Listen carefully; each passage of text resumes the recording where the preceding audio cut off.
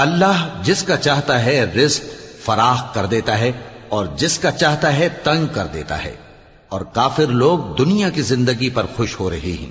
اور دنیا کی زندگی آخرت کے مقابلے میں بہت تھوڑا سامان ہے۔ اور کافر کہتے ہیں کہ اس پیغمبر پر اس کے پروردگار کی طرف سے کوئی نشانی کیوں نازل نہیں ہوئی؟ کہہ دو